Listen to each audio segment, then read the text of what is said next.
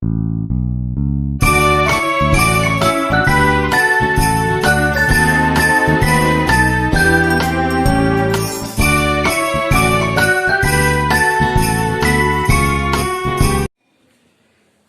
morning, student. So today this is our second lecture on AC circuit, and the today's topic of discussion is phasors. Now while studying the AC circuit, we will study what happens to the alternating current or alternating EMF whenever they are applied or allowed to flow through the electrical circuit consisting of an inductor or a coil, capacitor and a resistor. So the study of AC circuit, it becomes complicated when so many components are present in the electrical circuit. So to make the study of AC circuit simple, we will introduce a concept of phasors. Now, as far as alternating current or alternating EMF is concerned, I equal to I0 sine of omega t. This is an equation representing alternating current. E equal to E0 sine of omega t. This equation will represent what? Instantaneous value of alternating EMF. And whenever alternating current or alternating EMF, they are represented by a rotating vector.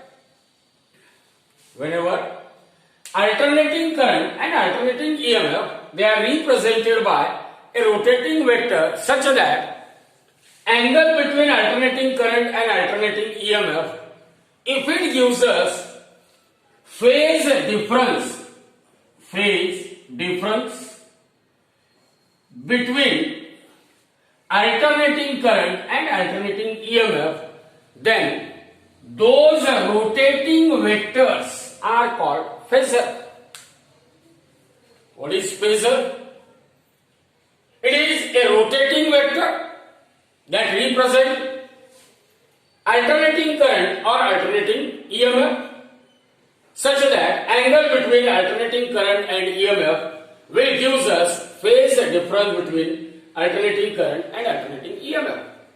See here, both alternating current and alternating EMF, these physical quantities, they are varying sinusoidally with time. See here, presence of sine omega t in the equation for alternating current or alternating EMF indicates that both of them, they are varying sinusoidally with time, and a rotating vector which is used to represent these quantities which are varying sinusoidally with time, they are called phasor. They are called what? Phasor. So let us define phasor. What is phasor? It is a rotating vector. It is a rotating vector that represents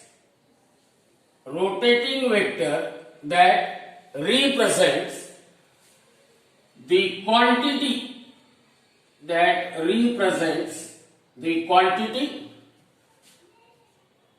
which is varying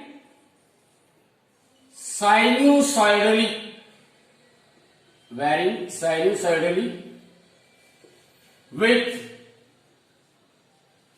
time is called phasor. So what is phasor?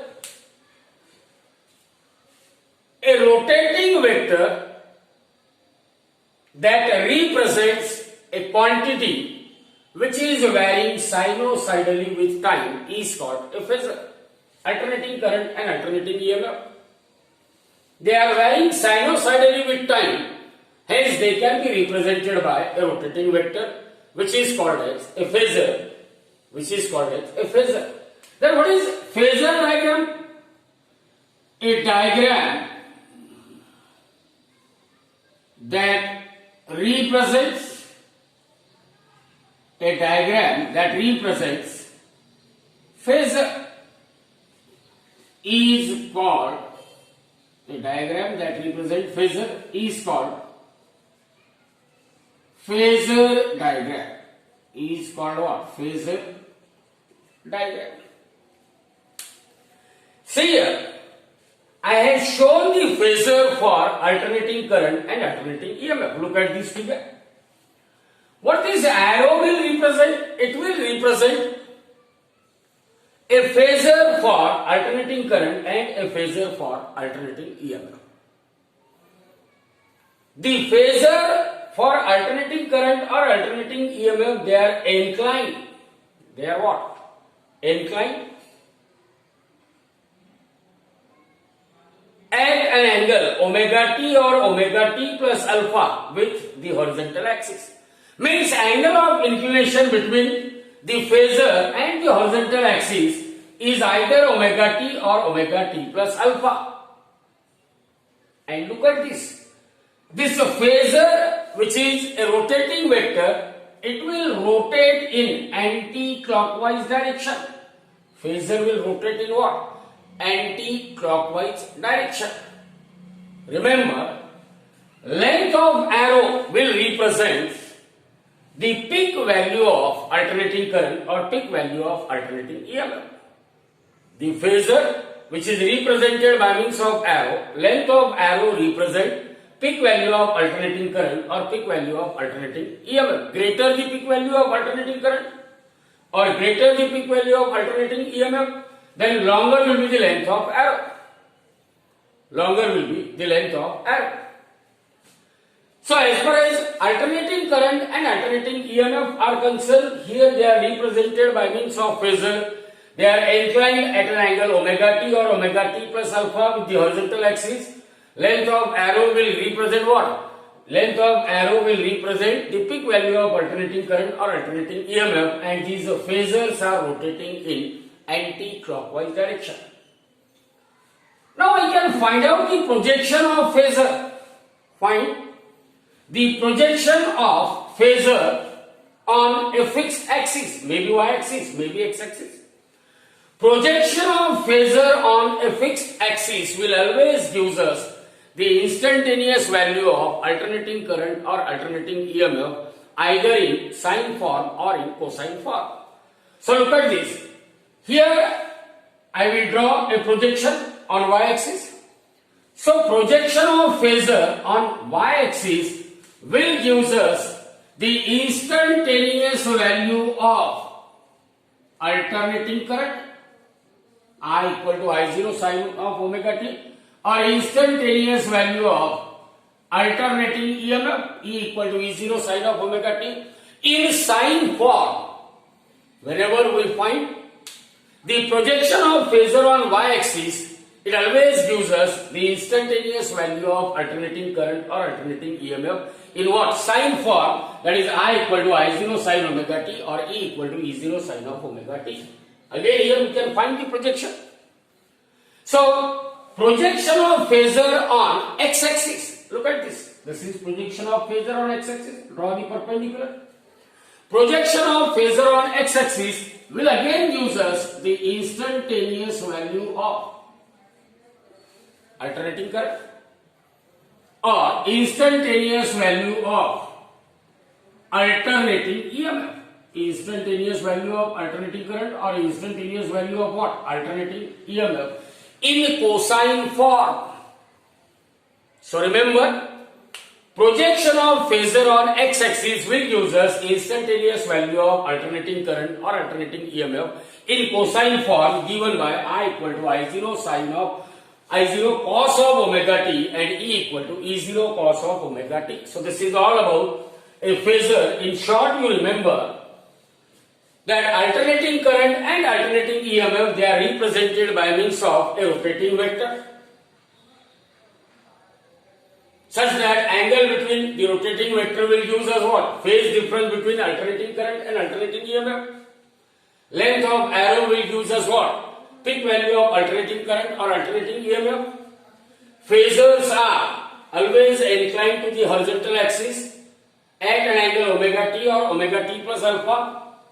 If I find the projection of phasor on a fixed axis, maybe y-axis or maybe x-axis, it will give us instantaneous value of alternating current or alternating EMF either in a sine form on y-axis or in cosine form on x-axis. So, by remembering what is the phasor, now we will study what happens to the AC circuit to which or when alternating source of current is applied to a pure resistive circuit, pure inductive circuit or pure capacitive circuit. Separately we will study AC circuit containing R, L and that of what? C.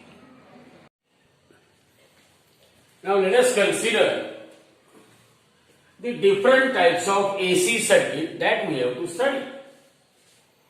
Actually, the study of AC circuit means we have to find out the relationship between current and voltage in a circuit which consists of an element like a resistor individually or an inductor individually or a capacitor individually, or we may have an AC circuit which consists of these inductor, capacitor and that of what? A resistor at a time also.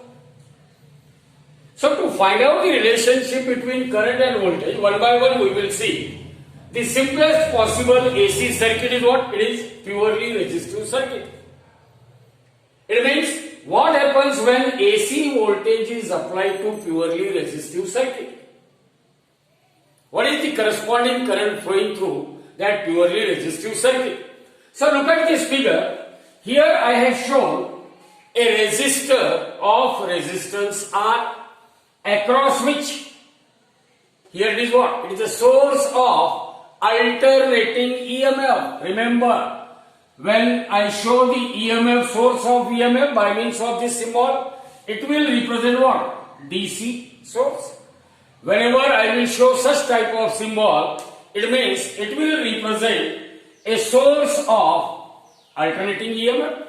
Means an instantaneous alternating EMF is applied across resistor R, and that instantaneous value of alternating EMF is E equal to E0 sine of omega t, where E0 represent the peak value of alternating current, alternating EMF, omega represent angular frequency, and E represent instantaneous alternating EMF, instantaneous value of what? Alternating EMF applied across a resistor. According to Ohm's law, whenever we connect a source of EMF across a resistance, then an instantaneous potential difference is developed. So the potential difference or the potential difference across that resistance, it is given by E is equal to I multiplied by R, where I represent the current flowing through resistance, E represent the instantaneous alternating EMF applied across resistance. So as here E represent instantaneous EMF is equal to, this is instantaneous EMF, and what is the term on right hand side? It is instantaneous potential difference across, potential drop across resistance R. E equal to I into R. We had applied instantaneous or alternating EMF is applied across resistance R, and we want to find out what is the current flowing through that purely resistive circuit. So the potential difference across resistance according to Ohm's law is E equal to I into R, where E represent instantaneous EMF and IR represent what? The terminal potential difference across resistance R, or instantaneous terminal potential difference. Now from this equation, I will be equal to E divided by R. But we know this instantaneous EMF is given by equation E0 sine of omega t whole divided by R. Here E0 is peak value of alternating EMF. Omega is angular frequency. As E0 peak value of alternating EMF is constant, R resistance offered by resistor is constant, so that ratio I equal to E0 divided by R into sine of omega t. Here E0 and R, they are constant according to Ohm's law. E0 upon R is a constant, and that constant, say it is equal to I0, it is as per Ohm's law. Therefore, what is current flowing through the circuit will become I becomes equal to. Now replace this E0 by R by the term I0. So I is equal to I0 sine of omega t. So this is an expression for current. This is an expression for instantaneous alternating EMF applied across purely resistive circuit. So we are having a purely resistive circuit across which an alternating EMF E equal to E0 sine of omega t is applied, and through that purely resistive circuit we will get a current I equal to I0 sine of omega t will flow. Now look at this resistance R. The behavior of resistance R will be same both in case of AC circuit as well as DC circuit. In both the cases, the behavior of resistance R or the function of resistance R is to reduce DC, that is direct current, or to reduce AC, that is alternating current. So whenever we are having a resistive circuit, then the behavior of resistance will be same whether that circuit is purely DC circuit or whether that circuit is purely AC circuit. In both the cases, resistance will reduces direct current or DC or alternating current or AC. Again, if we compare equation 1 with equation 2, I equal to I0 sine omega t, E equal to E0 sine omega t, what we can conclude? That there is no phase difference. See here, as far as this angle omega t is concerned, both of them, they are having the same angle, sine omega t, sine omega t. So, there is no phase difference between alternating EMF and alternating current in purely resistive circuit. Or in other words, you can say, alternating current and alternating EMF in purely resistive circuit, they are in same phase. When you are saying that alternating current and alternating EMF, they are in same phase or they are having zero phase difference, it means they must have same values at all the instant of time. Look at this curve. Here we have drawn a curve for alternating EMF shown by means of a dark sine wave. While the alternating current, it is again shown by means of a dotted, but it is again a sine curve. Since I0 equal to E0 upon R, R is greater than 1, it means I0 is less than E0. So that's why the peak value of alternating current, it is shown somewhat smaller as compared to that of peak value of what? Alternating EMF.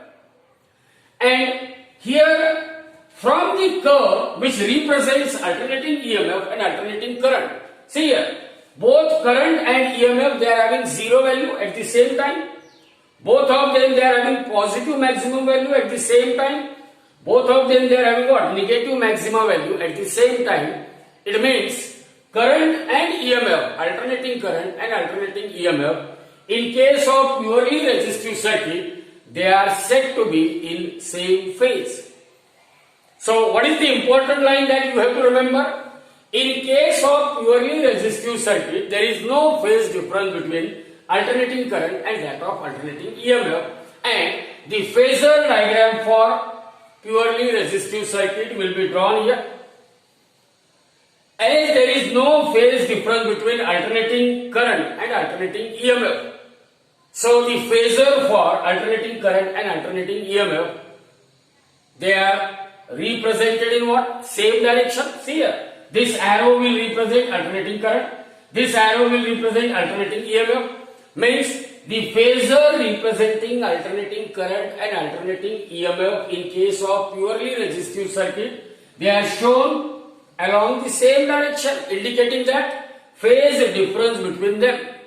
Phase difference between alternating EMF and alternating current is what? Zero.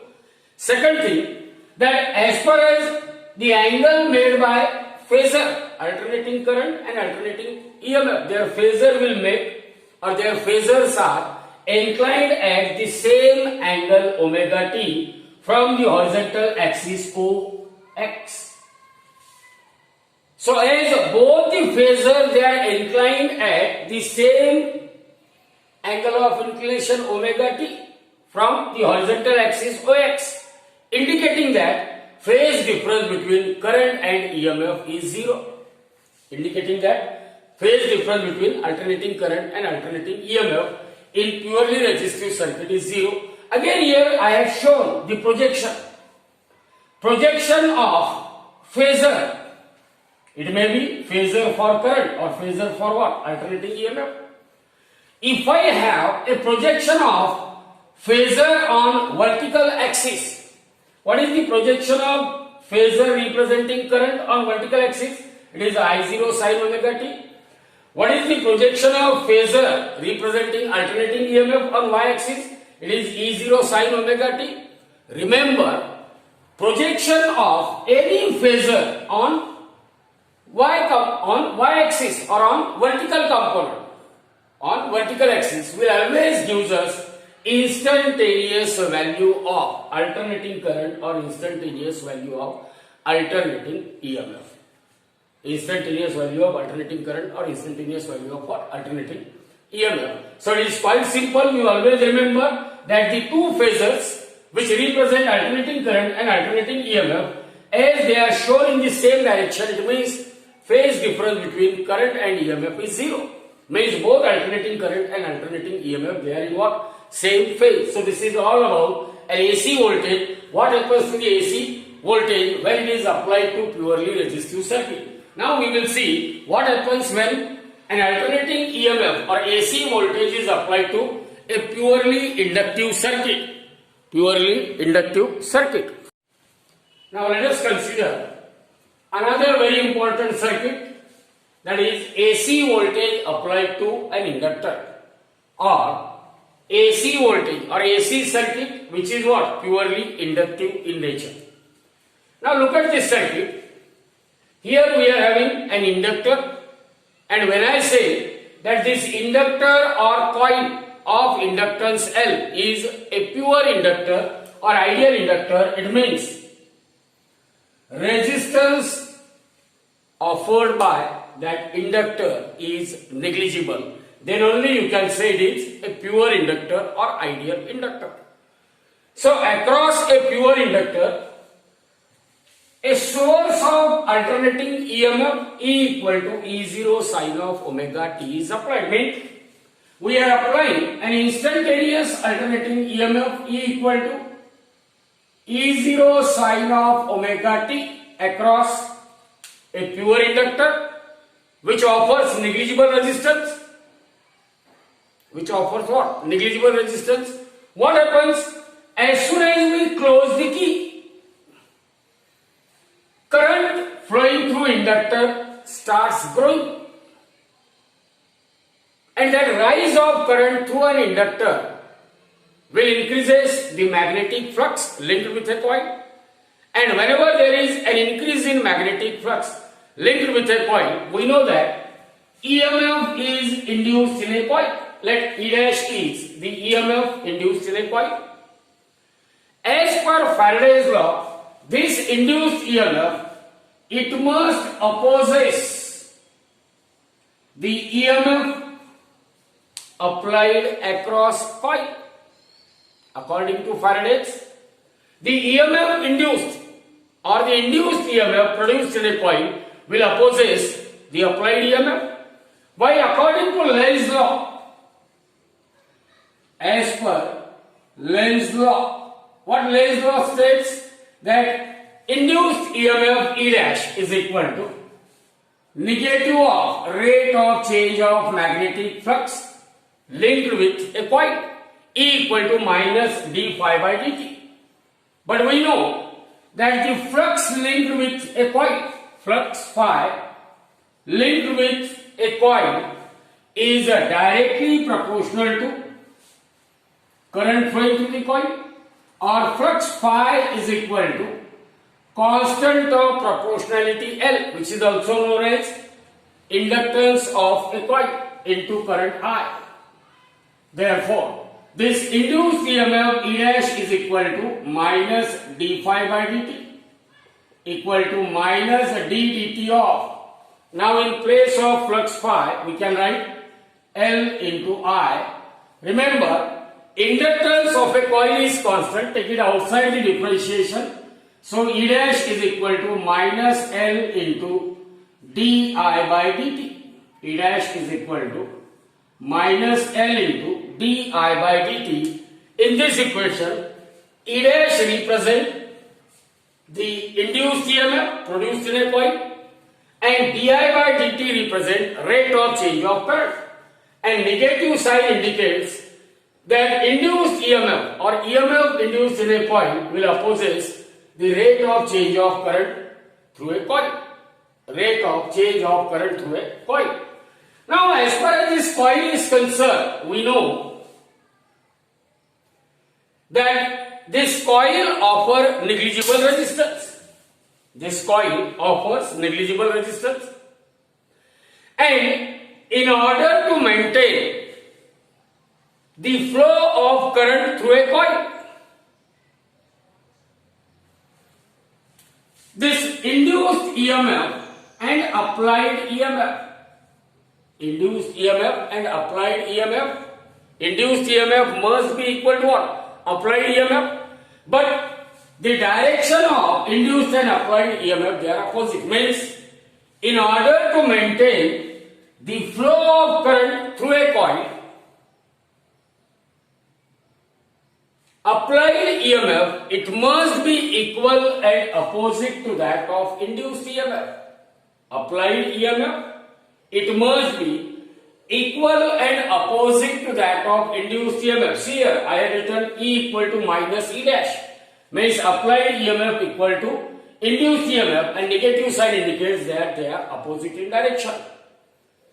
But E dash is equal to, so this is minus of, now in place of E dash, we can write minus L into di by dt, or minus of minus, it becomes plus L into di by dt.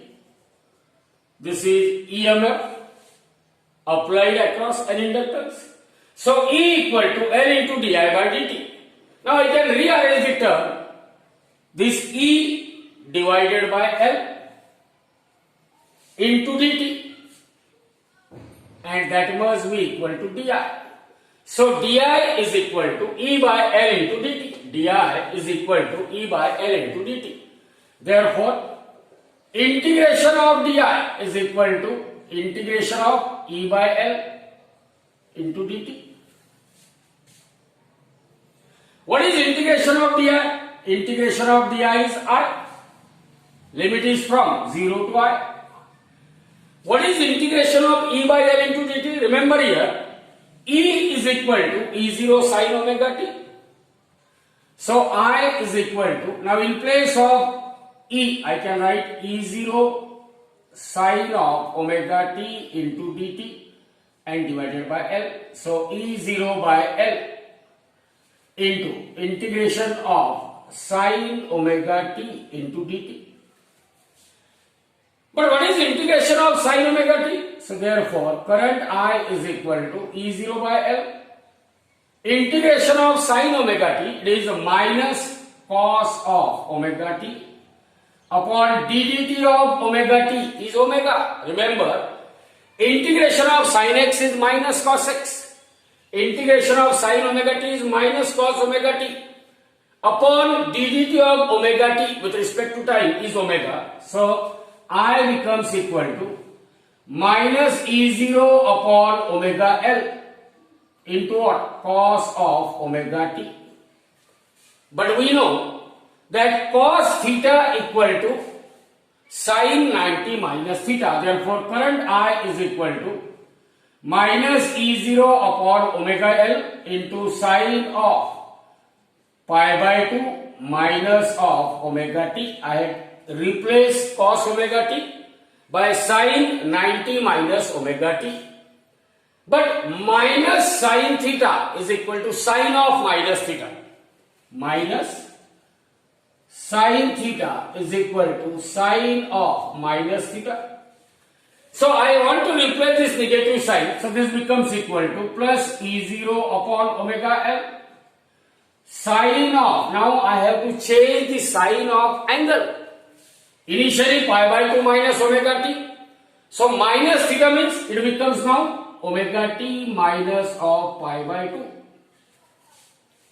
Remember here, E0 is constant, omega is constant, L is constant. What is E0? Peak value of alternating EMF. What is omega? Angular frequency. What is L? Inductance of a coil. As E0, omega and L, they are all constant.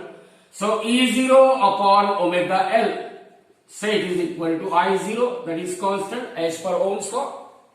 So according to Ohm's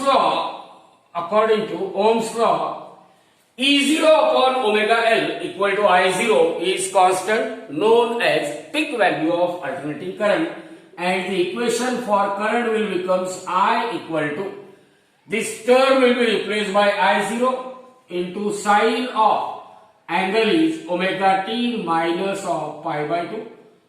So this is an equation for instantaneous value of alternating current flowing through a purely inductive circuit. Instantaneous value of alternating EMF applied across purely inductive circuit is E equal to E0 sin omega t, and the corresponding instantaneous value of alternating current flowing through a purely inductive circuit is I equal to I0 sin of omega t minus pi by 2. Now observe these two equations carefully. Here angle is omega t, here angle is omega t minus pi by 2. Both are sine function. Here omega t minus pi by 2 means alternating current flowing through purely inductive circuit lags behind the alternating EMF by phase angle of pi by 2 radian. Means current lags behind the EMF. Alternating current across purely inductive circuit lags behind the EMF by phase angle of pi by 2 radian, or there is a phase difference of pi by 2 radian between alternating EMF and alternating current. What we can say? Current, alternating current flowing through purely inductive circuit, it lags the alternating EMF applied across purely inductive circuit by phase angle of pi by 2 or 90 degree. Current lags behind the phase, current lags behind the EMF. Alternating current flowing through purely inductive circuit lags behind the alternating EMF applied across purely inductive circuit by phase angle of what? Pi by 2 radian. Now look at this. E equal to E0 sin omega t means it is a sine curve. Here I have drawn a curve. This dark curve will represent a sine wave. E equal to E0 sin omega t. But I equal to what?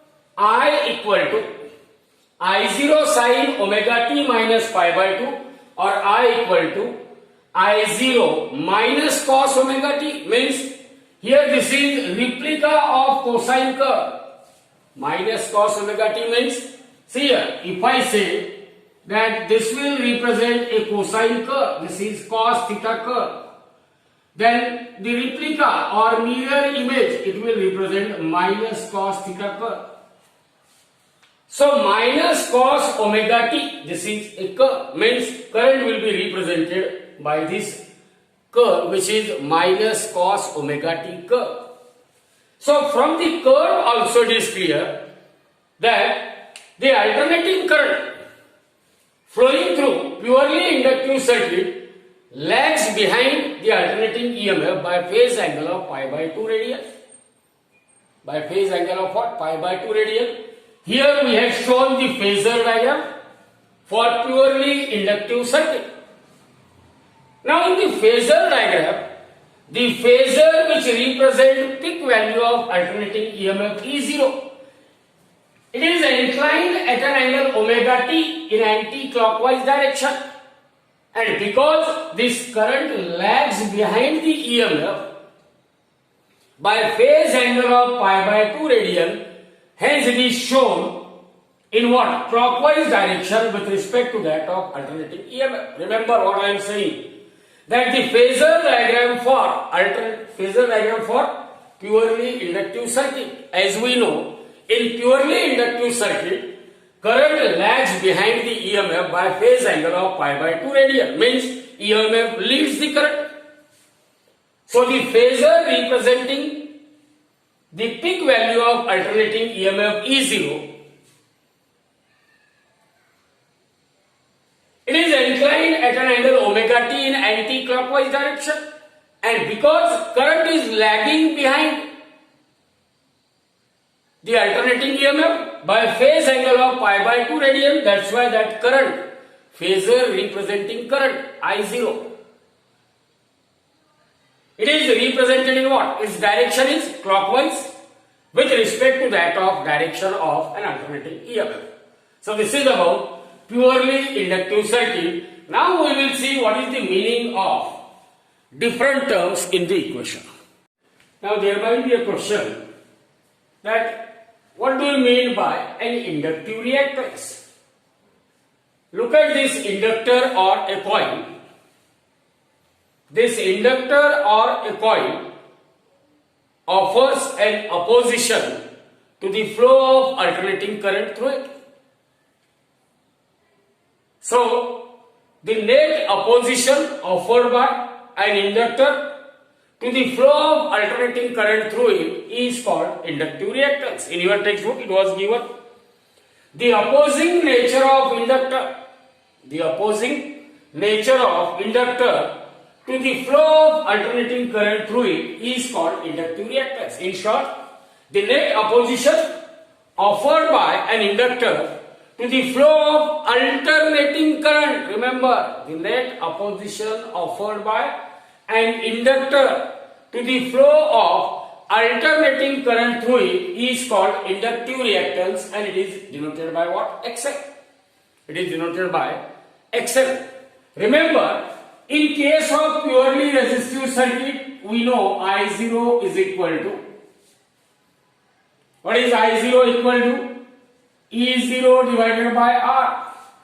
In case of purely inductive circuit, I0 equal to E0 divided by what? Omega L. Now, if we compare these equations, then we can say that the role played by resistance in purely resistive circuit is same as that of role played by omega L in purely inductive circuit. What is the role of resistance? To oppose the current. So, what is the role of omega L in purely inductive circuit? In purely inductive circuit, omega L represent the opposition offered by an inductor to the flow of alternating current through it, and it is called inductive reactance, denoted by XL. According to Ohm's law, in purely inductive circuit, we know I0 equal to E0 upon omega L. So the role played by omega L in purely inductive circuit is same as that of role played by resistance R in purely resistive circuit. In purely resistive circuit, resistance will reduce the current. In purely inductive circuit, omega L will offer an opposition to the flow of alternating current through it, and hence omega L is known as inductive reactance. So the inductive reactance XL equal to omega L, but we know omega equal to 2 pi by T, where T is the periodic time, or omega equal to 2 pi F, where F is the frequency of AC. So XL equal to omega L equal to 2 pi FL. And from this equation, inductive reactance of a coil or an inductor. It is the net opposition offered by a coil or an inductor to the flow of alternating current through it. And that inductive reactance XL, it depends on inductance of a coil. It is directly proportional to inductance of a coil. Greater the inductance of a coil, greater is the opposition offered by it to the flow of alternating current. Again, XL depends on not only on L but also depends on what? Frequency of AC. Greater the frequency of AC, larger will be the opposition to the flow of alternating current through it. So inductive reactance is the net opposition offered by an inductor to the flow of alternating current through it, and that inductive reactance, it depends on inductance of a coil, it depends on frequency of AC. Inductive reactance increases with increasing inductance of a coil, with increasing frequency of AC. With increasing what? Frequency of AC. Remember, as far as this inductive reactance is concerned, the dimensions of inductive reactance, they are same as that of dimensions of resistance. But we know SI unit of resistance. What is SI unit of R? It is ohm. So what is SI unit of XL? It is also measured in what? Ohm. For DC, we know that XL is directly proportional to frequency. F is equal to 0 for what? For DC. For direct current, frequency is 0. There is no change in direction of current for DC. So as F is equal to 0 for DC, means XL equal to 0 for DC. Means this coil or inductor does not offer any opposition for the flow of direct current. Means it will pass a DC. But remember, it will block AC of very high frequency, because for AC, if frequency is very high, means XL is very high. In other words, what we can say, inductor will block AC of very high frequency, but inductor allows or it passes DC, because it offers zero resistance to the flow of direct current through it. Now we will see AC voltage applied to a capacitor. AC voltage applied to a capacitor.